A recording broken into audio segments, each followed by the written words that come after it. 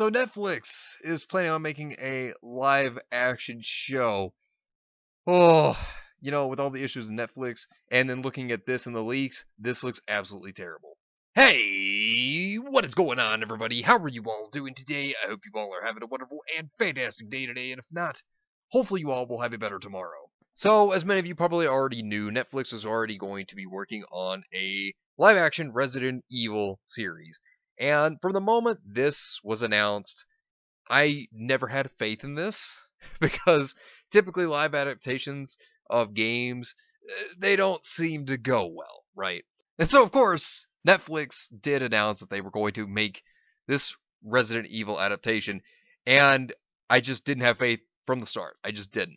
So the only thing that I really like is I don't really like the stuff they produce, but one of the few things that I actually did like was Daredevil, and then it got canceled. It was actually good too. But yeah, so of course, leaks came out about this Resident Evil series, and as soon as they came out, of course, Netflix went around and tried to shut them down.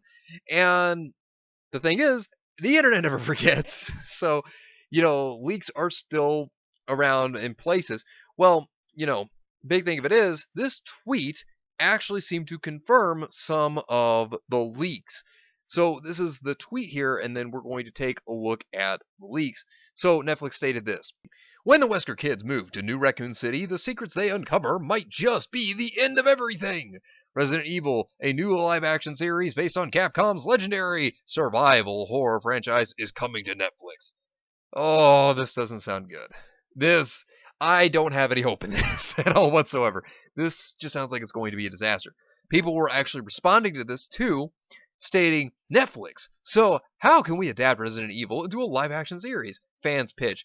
A suspense mystery thriller about a badass elite police team investigate a monster-filled mansion and slowly uncovers dark corporate secrets. Also Netflix, so a female teen angst series with zombies. Oh man, see this sounds like a complete disaster. If they wanted to make a live adaptation, right? Then go buy the source material. Don't just go and be like, oh, well, it's going to be called Resident Evil, but we're going to make it something else. This just sounds like a disaster. This person highlighted this part too.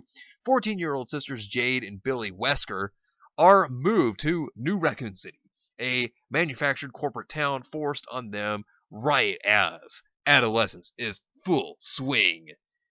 Oh. Oh, this does not sound good at all. So, this is what they also stated. What we wanted, Resident Evil. What we got, and it shows, oh, cuties. Oh, God, that disgusting trash fire. Goes to show you what Netflix really finds to actually be important. Am I right or am I right? Because cuties is absolutely disgusting. So this very person then compared to what the fans thought of this. Yeah, no, this is pretty much what we all think. Oh, I'm gonna hate this though, because this is gonna be a disaster. I just know it is. And I love Resident Evil, and I'm gonna hate seeing them destroy it. So we're gonna take a look at the leaks. So this was actually archived. So this is the old article from Splash Report. This is what it stated. Exclusive. Netflix's Resident Evil story details. So these are the leaks. So let's take a look into what they state. So I'm a massive fan of Resident Evil. Okay, whenever a producer of like movies or shows like this that are trying to adapt something, they're not really fans. They're just saying that to try to get fans interested. It's more like, who are you trying to convince? Because we all know that you're not a fan of the series. Otherwise, you would try to properly adapt it, right? My first foray into the series was Resident Evil 4, and my favorite game of last year was Resident Evil 2 Remake. I'm also unbelievably excited about Resident Evil 3 in a few months. We will talk about Resident Evil 6 and Umbrella Corps. So when the script came across my desk, I had to write about it. Netflix making a high budget, a faithful adaptation of the games should make up for the travesty that was the film adaptations. Well, yes and no. If you're looking for a beat for beat translation of the video games into television form, this isn't that. See, right there, that is the selling point to telling you that this is going to be a disaster, because They aren't going by the adaptation that you would expect as a fan to hope that they would do if you're a Resident Evil fan. And clearly, to me, that's the selling point that this is not going to be good. So, yeah, I'm not liking that. But if you're looking for a substantial original story that takes elements from the video games and makes something with a hell of a lot of promise, oh yeah, they have to promise that, huh? Maybe this is worth a watch when it hits the streaming giant soon. This is my overview of the pilot of Netflix's Resident Evil adaptation, one written by Andrew Dabb, director of Euros Lyn. Okay, I don't know who that is, but oh man, see, this is already sounded like it's going to be a disaster. They're going to take the elements of the series, right, and they're going to put it in there. Yeah, more like they're going to take the elements and then they're just going to destroy it. I mean, that's all I can really make out of it at this point. The series follows two sisters, or should I say half sisters, Jade and Billy Wesker. Yes, you fans read that right, Wesker, both biological daughters of Albert Wesker, but born to different surrogate mothers. These twins are two original characters created specifically for the series and aren't mentioned at all in the video games, to my knowledge. They explain their births with certainty, but no Wesker from the games. I find their origin suspicious, to say the least. I have to say, however, that I find them significantly compelling characters to lead a series. I don't know about that, Chief. Jade is a wisecracking. Oh, okay. So they're saying that she's going to be funny. Yeah, more like bland and annoying is what she's probably going to be. Because when they try to say a character's wisecracking, yeah, in their opinion, they're wisecracking. Reality, they're just typically obnoxious. Vulgar girl who is simultaneously charming and annoying to people around her. She seems to make friends rather quickly, and it's incredibly friendly, in direct contrast to her sister Billy, who is antisocial and shy. She also has a crippling anger management problem. The dynamic between these two is central to the series, bouncing between love and hate, classic sibling rivalry, teen drama, and their differencing perspectives on their father create some interesting conflict for the show to explore. Albert himself is an intriguing element of Resident Evil as well, but I'll get more into that later. So as you can see in that paragraph, the tweet itself, that's some of what they described in the tweet. So these may actually be real, and if so, this isn't looking too good. The past timeline takes place in 2022, the year of the outbreak, and follows the Wesker family as they move into a new Get Out-esque utopian town. This town is ominously named Raccoon 2, is a small community run by Umbrella, filled with unusually happy families, incredibly over-the-top Umbrella merchandise, and of course Umbrella HQ. Why is it called Raccoon 2? Well, I'll let you figure that out. Hint, it has something to do with an incident in 1998 that nobody seems to know about. I don't know how they wouldn't know about it being a thing, considering the bioweapon and everything that happened. I mean, during the time, yeah, the public wouldn't have known, but later on, it gets exposed as what happened. So I don't know how they would not know of the events that occurred. I don't. This sounds like a complete disaster. Oh, this sounds so bad. I mean, the fans obviously know what happened. So, I mean, there's not going to be really a mystery for the audience at that point. Like, are you kidding me? Anyway, Billy, Jade, and Albert move here because of Albert's work. Jade holds resentment against her father for this move, but Billy is more accepting. Albert's a one-of-a-kind employee of Umbrella and is quite different in the show than in the games. His dynamic of ruthless businessman and father trying to do his best but failing is very interesting and makes his character very engaging. He's in his 60s, an older gentleman. He has a dark past with Umbrella that will be revealed in later episodes. He also strangely extracts his daughter's blood every fortnight for tests. God knows what that means in reality. See, this is the problem. They clearly don't understand Wesker's character, considering that as a villain, he loved being a villain. He enjoyed this. This is what made him so good as a character. To try to change him and to make him more sympathetic just ruins him. It ruins the character that we knew that was that villain that liked being a villain.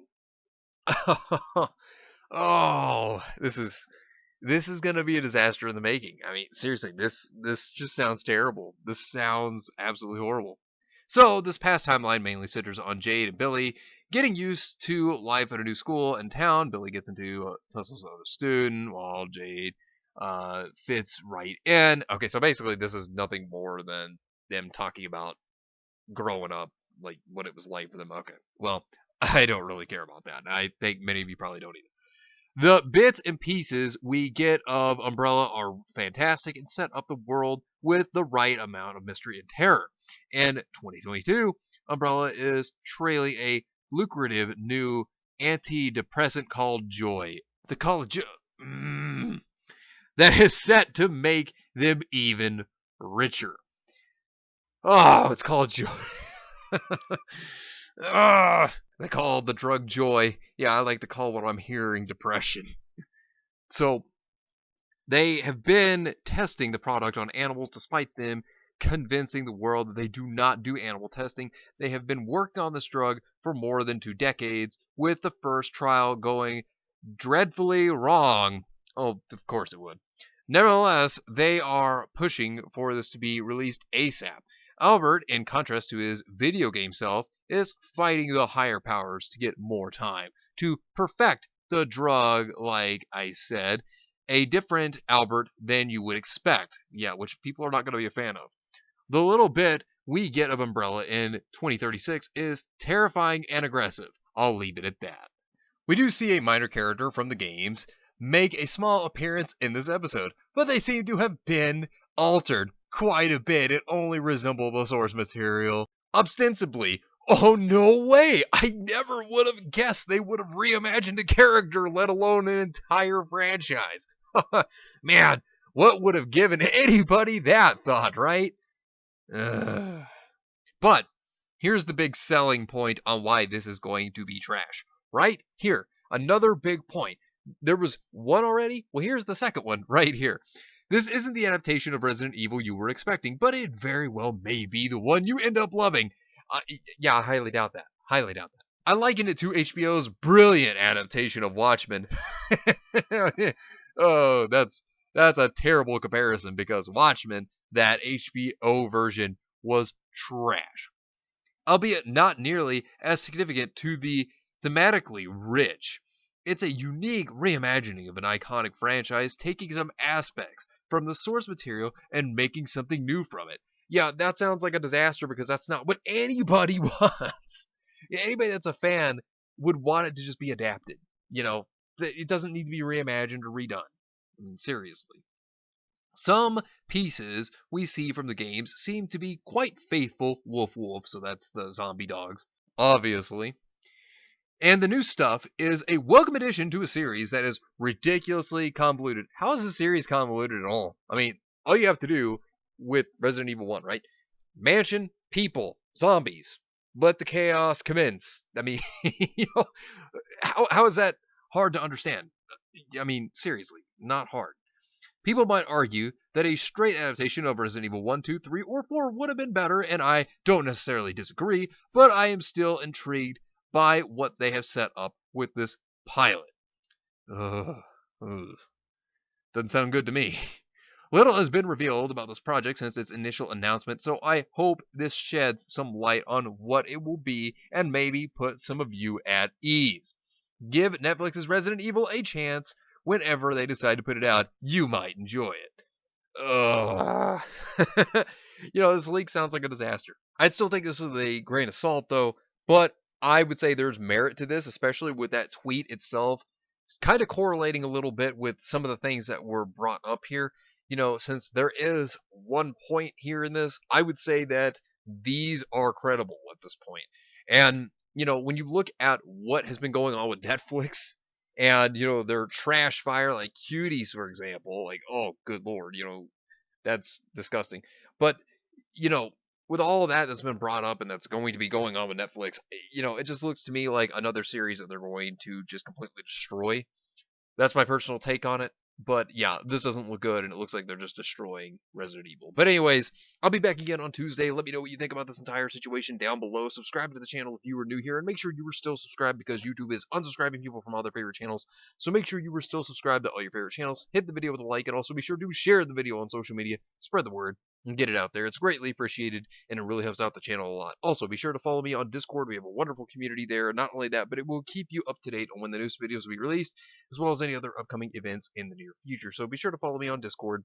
The link is in the description down below. But anyways, I hope you all have yourselves a wonderful and fantastic day today. And remember, if today was not a good day, tomorrow could always be better. Take care of yourselves and everyone around you. And have yourselves a good one out there, everybody.